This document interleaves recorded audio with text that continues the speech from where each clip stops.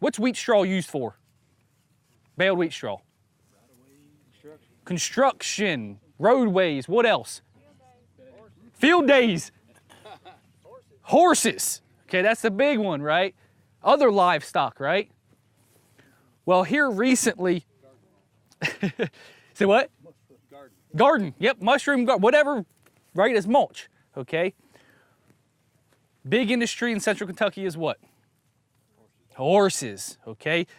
Like I said 3 months ago, realized that there's a huge shortage of wheat straw in our area right now. Huge shortage, because a lot of the producers that they were buying from took wheat out of their rotation. Okay, a lot of that was coming from the Indiana area. Okay, took it out. So now they're left with nothing. Okay, I was actually at a meeting about a month ago and had a horse farmer walking around asking our grain producers, hey, you got any straw? You got any straw? You got any straw? Okay.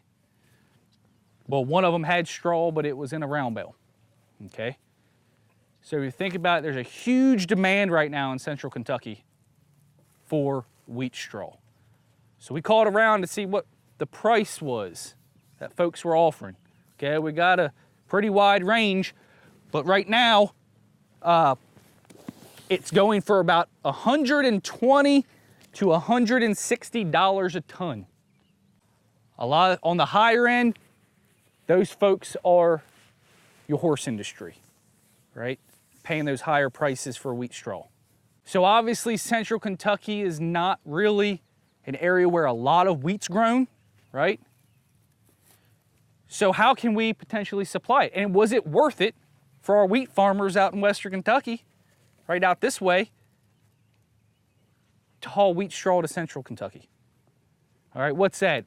235 miles roughly from Princeton to Lexington, right? So that's what we were trying to investigate, okay? Is there an opportunity to improve, add some profit to the farm by baling and delivering wheat straw? So what we think of, first thing we need to consider is what? The key factors, those key costs that contribute to baling wheat straw. That's what we got here on the top left. First, nutrient removal, right? Removing that straw off the field, you're gonna lose those nutrients, that nutrient value. NPK value for that is 12,420 per ton removed, okay? Per ton. Second cost we can consider, obviously baling, handling and moving, hauling, right?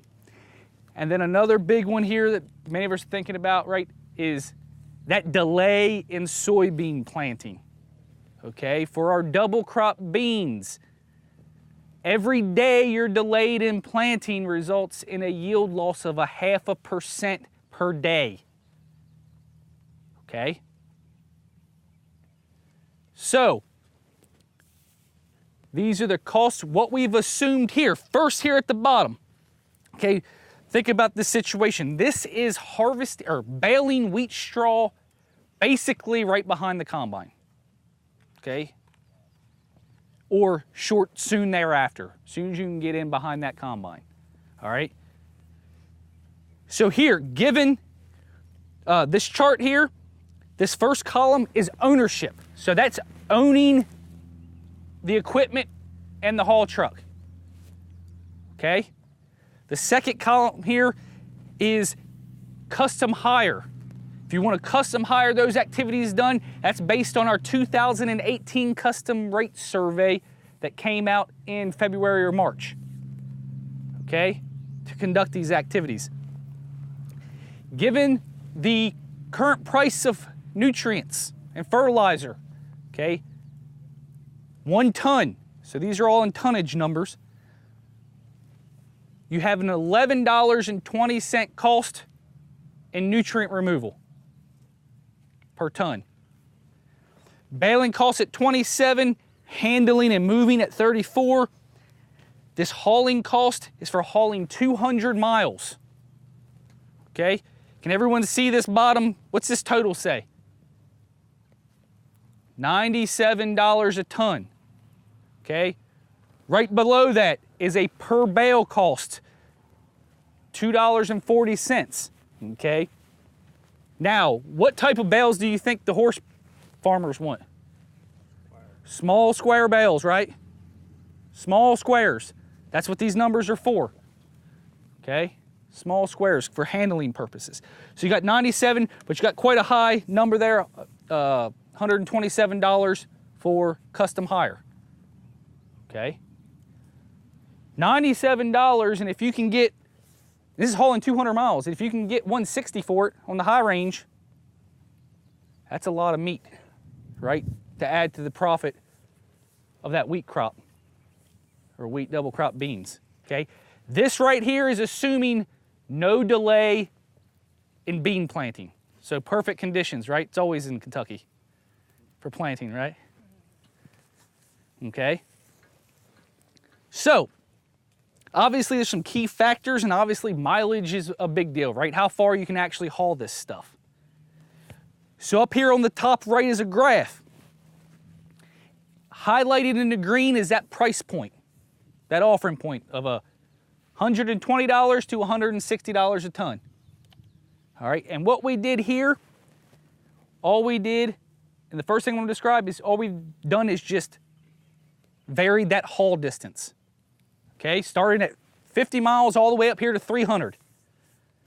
Okay, the solid blue line here at the bottom is the ownership cost associated with that. Your orange line here is your custom hire cost. So you can see, even out to 300 miles, there's still some opportunity there of hauling wheat straw, okay? Custom hire, you're getting up there with not too much left, okay, profit. What we see here in these dotted lines, again, blue is ownership, orange is custom hire. These dotted lines are, well, what happens if you get delayed a week? Okay, a week in planting soybeans.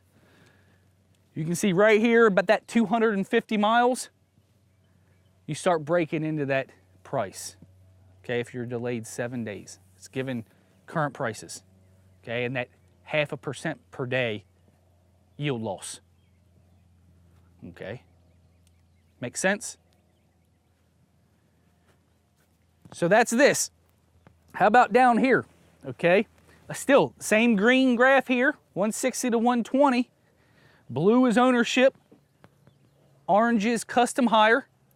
Okay, what we've done here is just varied that delay in soybean planting. So this is hauling 250 miles, basically here to Lexington.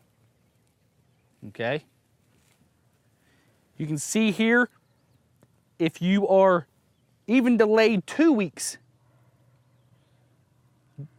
due to harvesting straw, if you market it and get it at higher price at 160, there's still some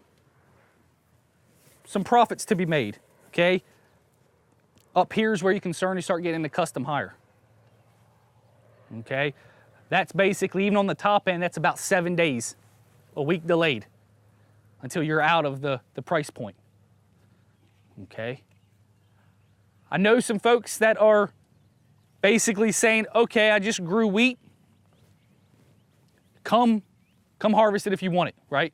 What should you charge? Given these numbers, if you look right here,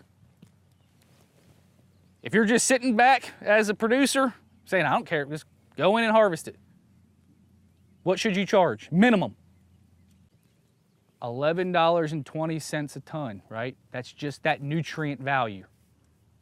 Okay, you want to cover that nutrient removal cost at bare minimum. Okay, everything else is good. Delayed planting of beans, of soybeans. Oh, on that case, yes, you would have to do that. Okay, good catch, right? You'd have to delay that in, and you can see. Well, funny thing is given that scenario, right? That perfect lead in, right? Obviously, everyone's going to have different haul distance, right? One of the big things also that impacts cost is what? How much you actually haul, right? This is assuming you're hauling 35,000 pounds of straw, okay? The lower you go, right, the greater that cost per ton. Okay. However, what we've done is we've developed this economic tool for baling to help you determine the cost yourself given your own situation. Okay, you can download that. It's an Excel spreadsheet. All you have to do is put in some key variables, right?